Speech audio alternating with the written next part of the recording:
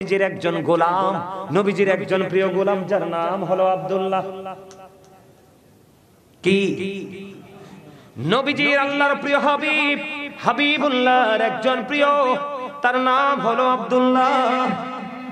আমি যে বলেছি আপনি বাস্তবতাকেও মূল্যায়ন করতে হবে এবং আপনি আপনার পরকালের বাজারও করতে হবে।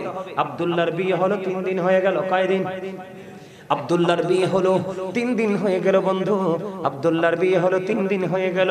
3 দিন পরে আব্দুল্লাহর বাবা আসলেন নতুন যে নববধূ, বধূর কাছে জানার জন্য। আমাদের দেশে, আমাদের বাংলাদেশে অনেকে নতুন বউয়ের খবর নেয় না, শ্বশুরে নেয় কি নেয় না? অনেক সময় শ্বশুর বউটা যদি ভালো হয়, ভদ্র হয়, অল টাইম বন্ধু পুত্রবধূর খবর রাখে, খেয়াল রাখে। আমাদের ইসলাম কত সুন্দর, নবীজি আমাদেরকে কেমন করে শিখিয়েছেন। আব্দুল্লাহর বিয়ে হলো 3 দিন হয়ে গেল। 3 দিন পরে আব্দুল্লাহর বাবা ওই বউকে প্রশ্ন করলো, বৌমা তুমি বলো আমার ছেলে তোমার সাথে কেমন আচরণ করছে। এবার ওই বউ নববধূ একটা ডাক দিয়ে বললেন, আজকে 3 দিন হয়ে গেল আপনার ছেলে ইবাদত নিয়ে ব্যস্ত, আমল নিয়ে ব্যস্ত, সে আল্লাহর গোলামি নিয়ে ব্যস্ত আছে। এই কথা বলার পরে ওই আব্দুল্লাহর বাবা একটা সেকেন্ড দেরি করলেন না। কেন দেরি করলেন না? ছেলে শুধু আমল করে আমল করে আমল নিয়ে ব্যস্ত আছে। আজকে 3 দিন হয়ে গেল, আমি এখনো পর্যন্ত আমার স্বামীর চেহারাটা আমি কাছে থেকে দেখিনি। এই কথা বলতে দেরি। ও বন্ধু, আব্দুল্লাহর বাবা এবার বিচার নিয়ে গেলেন প্রাণের নবীর কাছে। ইয়া রাসূলুল্লাহ, ইয়া হাবিবাল্লাহ, নবী গো, আব্দুল্লাহ এক এক করে 3 দিন পার হয়ে গেল, নতুন বউ ঘরে রেখে এসেছে, মসজিদ থেকে বাড়ি যায় না, মসজিদে শুধু আমলরত অবস্থায় আছে, ইবাদতরত অবস্থায় আছে। এই কথা শুনতে দেরি। এবার প্রাণের নবী আব্দুল্লাহকে ডাকলেন। আব্দুল্লাহকে ডেকে বললেন, আব্দুল্লাহ তুমি শোনো, তুমি শুধু নামাজ পড়লেই চলবে না, মসজিদে পড়ে থাকলে চলবে না। তুমি শুধু নামাজ দিয়ে মসজিদে পড়ে থেকে আল্লাহর দিদার পাবে না, কারণ তোমার বিবির হক তোমার কাছে আছে। তোমার বিবির হক তোমাকে আদায় করতে হবে। জোরে জোরে বলুন না সুবহানাল্লাহ। মজা লাগলো না খবরটা? কথা বলেন না কেন? খবরটা মজার কিনা? মনে রাখেন, বিবিকে সময় না দিলে কিন্তু বিবি আপনার কাছে একবারে টাকা পয়সা সোনা গয়না দিয়ে যদি একবারে আপনি ওনাকে ভরেও দেন, তারপরেও কিন্তু বিবি কি করবে না? যদি আপনি বিবিকে সময় না দেন, বিবি আপনার সংসারে থাকবে? তাহলে এখানে বাস্তবতা কি হলো? বিয়ে করেছেন, বউকেও সময় দিতে হবে, বউয়ের চাহিদাও মিটাইতে হবে, তারপরে হবেন আপনি আমলদার, আল্লাহওয়ালা। আপনি একটা করেছেন, আরেকটা ছেড়েছেন, আপনি বাস্তবতাকে কুরবানি করে দিয়েছেন। এই আমল দিয়ে আল্লাহ রাব্বুল আলামিনের দিদার পাবেন। তাহলে এইভাবে যদি কোনো ছেলে চলে নবীজির কথা অনুযায়ী, বিবিকে বিবির মতো করে সময় দেয়, আল্লাহর গোলামি আল্লাহর গোলামির মতো করে করে, তাহলে ওই ছেলের জীবনে কোনো বিপদ আসবে? চলার পথে কোনো ত্রুটি হবে? ঘরে কোনো সংসারে কোনো অশান্তি আসবে? কিন্তু এখন আমাদের ঘরে ঘরে অশান্তি। তার কারণ আমরা বাস্তবতা কোনটা, বাস্তব কোনটা, এই মুহূর্তে আপনাদের জন্য বাস্তবতা কোনটা? যে মাহফিলটা প্রতিদিন হবে না, আজকে রাত্রে হয়েছে, আগামী কালকে হবে, আজকে শেষ, কিন্তু আবার 1 বছর পরে ঘুরে আসলে আমরা বাইচা থাকলে মাহফিলে অন্য নতুন কোন আলোচক আসবে, শুনবো। কিন্তু বাস্তব কথা হলো, আজকে যেহেতু কাছে পেয়েছি, আজকে আমরা শুনবো, আজকে 1 বছরের জন্য এখান থেকে হেদায়েত যেই আলোচনা হবে সেটার উপর ভিত্তি করে আমল করব। এটা কি বাস্তবতা না? কথা বলেন না কেন? এটাই তো বাস্তব। নবীজি বাস্তবতাকেও যথেষ্ট মূল্যায়ন করেছে।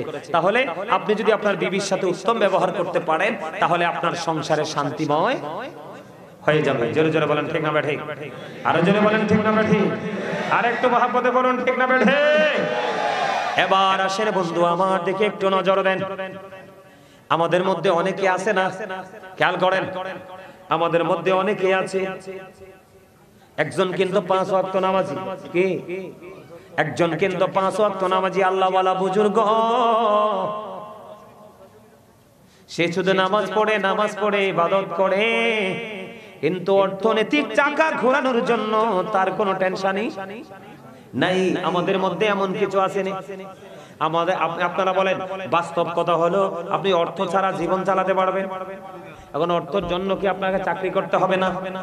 হবে কি হবে না? বন্ধু আমার দিকে তাকান, সাআদ বিন মুআজ রাদিয়াল্লাহু তাআলা আনহু, এগুলো খেয়াল করেন, শিখে নিয়ে যান। সাআদ বিন মুআজ রাদিয়াল্লাহু তাআলা আনহু তিনি প্রতিদিন এশারের নামাজ পড়তেন আমার নবীজির পিছনে জামাতে। সুবহানাল্লাহ বলেন না? প্রত্যেক দিন এশারের সালাত আদায় করতেন। আপনার আমার প্রাণের নবীর পিছনে বন্ধু জামাতে এশারের নামাজ শেষ করার পরে এবার বন্ধু চলে যাইতেন ইনি ওনার গন্তব্যে, ওনার গোত্রে গিয়ে অসংখ্য মুসল্লিদের ইমাম হয়ে যাইতেন। তার মানে নবীজির কাছে আসলে মুসল্লি ওনার গন্তব্যে গেলে তিনি কি হয়ে যাইতেন? ইমাম হয়ে যেতেন। কিন্তু তিনি যখন এশারের নামাজ পড়াতেন বন্ধু, অনেক লম্বা কেরাত দিয়ে তিনি নামাজ পড়াতেন, অনেক লম্বা কেরাত দিয়ে তিনি নামাজ পড়াতেন। তিনি যখন লম্বা কেরাত দিয়ে নামাজ পড়াতেন, একদিন একজন মুসল্লি ওনার এই লম্বা কেরাত পড়ার কারণে, একদিন এই ব্যক্তি খেজুর বাগানের মালিক, কিন্তু উনি লম্বা কেরাত দিয়ে নামাজ পড়ানোর কারণে ওনার খেজুর বাগানে পানি সময় মতো দিতে ব্যাঘাত ঘটত। তখন ওই খেজুর বাগানের মালিক তিনি কি করলেন? সময় মতো তিনি দেরি হওয়ার কারণে সময় মতো খেজুর বাগানে পানি দিতে হবে, এই জন্য তিনি জামাত ছেড়ে দিয়ে একাকী নামাজ পড়ে তিনি খেজুর বাগানে নামাজ পানি দিতে চলে গেলেন। গভীরভাবে খেয়াল করেন, আমাদের মধ্যে যদি এই মানসিকতা থাকে, চিন্তাধারা থাকে, জীবনে কোনোদিন আপনার আমার মধ্যে কোনো বিপর্যয় আসবে না, বিপদ আসবে না। প্রত্যেকটা জায়গায় আপনি পারফেক্ট একজন মানুষ হিসাবে নিজেকে দাঁড় করাতে পারবেন। বিষয়টা বুঝতে পারছেন নি? সাদ বিন মুআজ নবীজির পিছনে মুসল্লি, নিজের গোত্রে এসে এশারের জামাতের ইমাম, কিন্তু তিনি যখন নামাজে দাঁড়াতেন লম্বা কেরাত দিয়ে তিনি নামাজ পড়াতেন। তিনি যখন লম্বা কেরাত দিয়ে নামাজ পড়াতেন, একদিন একজন খেজুর বাগানের মালিক লম্বা কেরাত দিয়ে নামাজ পড়ানোর কারণে তিনি কি করলেন? এবার বন্ধু ছেড়ে দিয়ে এখান থেকে চলে গেলেন খেজুর বাগানে, নামাজ পড়লেন না, একা একা নামাজ পড়ে চলে গেলেন। বন্ধু বিচার চলে গেল প্রাণীর নবীজির কাছে। আমার নবীজির কাছে যখন বিচার গেল, নবীজি যখন জানতে পারলেন, জানতে পারার পরে এবার ওই ইমাম সাহেবকে নবীজি ডাকলেন, তার মানে সাদ বিন মুআজকে ডাকলেন। তুমি এশারের জামাত তুমি লম্বা চূড়া দিয়ে পড়িও না, অথবা নবীজি বললেন বড় যখন কোন জামাতের ইমাম হয়ে যাবে তুমি অনেক লম্বা কেরাত দিয়ে তুমি নামাজ পড়িও না, ছোট্ট ছোট্ট সূরা দিয়ে তুমি নামাজ পড়াইও, কারণ এটার মধ্যে অসুস্থ মানুষ থাকতে পারে। পারে কি পারে না বলেন না? অসুস্থ মানুষ, বিভিন্ন সমস্যার সম্মুখীন মানুষ থাকতে পারে কি পারে না? যেটা তার লম্বা কেরাতের কারণে তার ব্যাঘাত হতে পারে, সমস্যা হতে পারে। যেমন ওই খেজুর বাগানের মালিক তার পিছনে জামাত ছেড়ে দিয়ে খেজুর বাগানে চলে গেল। আমার নবীজি জানিয়ে দিলেন লম্বা জামাত যখন তুমি পড়াবে, ছোট্ট ছোট্ট সূরা দিয়ে তুমি নামাজ পড়াবে। তার কারণে এখানে বাস্তবতা হলো, এখানে বন্ধু বড় বাস্তবতা হলো, যে অসুস্থ মানুষ আছে এটাই চরম সত্য। অনেকে লম্বা সময় দাঁড়ায় থাকতে পারে না, এটাও সত্য। অনেকের বন্ধু যে বিশেষ জরুরি কাজ আছে, 2 মিনিট দেরি হলে সে কাজটা করতে পারবে না, এটাও সত্য। যেমন ধরে আপনাদের নারায়ণগঞ্জ থেকে ধরেন যাত্রাবাড়ি থেকে আপনি গাড়ি চড়বেন কুমিল্লাতে, কথা বলেন না কেন? আপনি নামাজটা লম্বা করার কারণে বাস, ট্রেন অথবা টিকিট, বিমান আপনি মিস করেছেন, এইরকম জরুরি মুসল্লি থাকতে পারে কি পারে না? এক্সাম্পলটা হলো ওই খেজুর বাগানের মালিক। দেখেন আমার নবীজি কেমন ভাবে আমাদেরকে শিক্ষা দিয়েছেন, কেমন ভাবে আমাদেরকে জীবন গঠন করতে বলেছেন। আমার নবীজি ইমাম সাহেবকে ডাকলেন, তুমি লম্বা করে নামাজ পড়িও না, ছোট্ট ছোট্ট সূরা দিয়ে নামাজ পড়াও, কারণ অনেক সমস্যার সম্মুখীন মানুষ থাকতে পারে।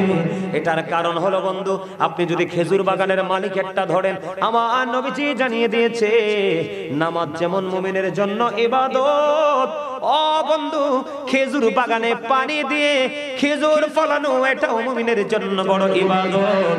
বাস্তব কথা হলো আপনার অর্থনৈতিক চাহিদা যদি পূরণ করতে হয়, সম্পদ লাগবে, খেজুর একটা অন্যতম গুরুত্বপূর্ণ সম্পদ।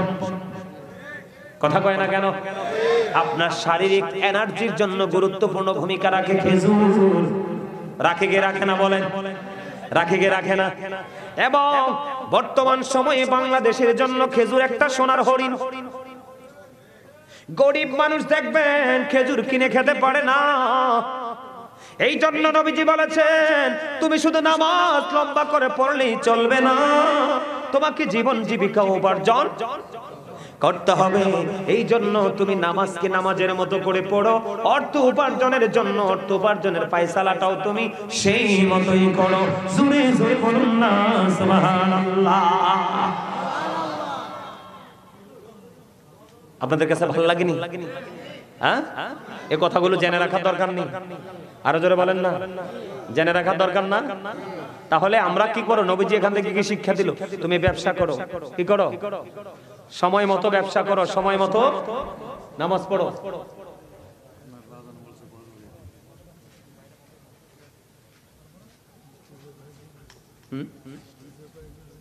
সুবহানাল্লাহ বলেন। আর একটু আমার বাজানের অনুরোধ হচ্ছে গজল গাওয়া। কি গাওয়া? হ্যাঁ, আপনারা কি আমার সাথে গজল গাইবেন? কিন্তু আমি গজল গাইবো, শর্ত একটা আছে আপনাদেরকে। এশকের গজল, এশকের গজল, কিন্তু আপনাদের কাজ করতে হবে। আপনাদের কাজটা কি জানেননি? যার যার হাতে মোবাইল আছে নি, আমার ওই চাস্তো ভাইটার মতো সবার মোবাইল বের করেন। আমার বাজান কই?